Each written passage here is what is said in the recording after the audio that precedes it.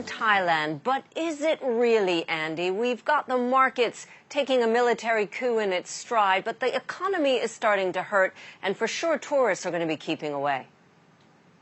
Yes, Tara, this is indeed awful news for the economy. Now, you could argue that this coup could be beneficial in the short run for Thailand because until yesterday there was no semblance of political authority, and now there is some authority, although minus democratic legitimacy.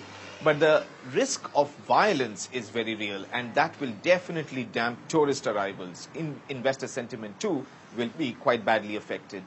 Yeah, I've seen that tourism makes up about 10% of the country's GDP. Then you have the foreign investors, like the car manufacturers that have these facilities. They're also getting nervous. So what do you think now is the worst case scenario for investors? I heard you mention violence.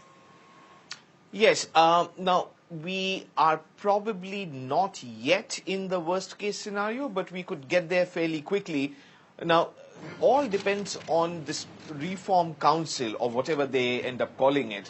When it gets set up, it should give some fair representation to those whom the rice farmers of Northeast consider to be their representatives against what they think is the tyranny of the Bangkok elite. Now, that basically means some representation for Yingluck Shinawatra or her supporters.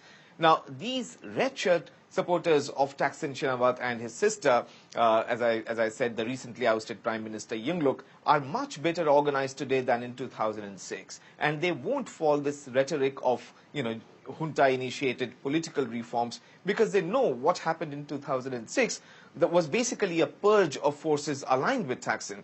No two historical episodes can exactly be the same, Tara, but investors have only the past to make judgments about the future, so I think they will have good reasons to be cautious.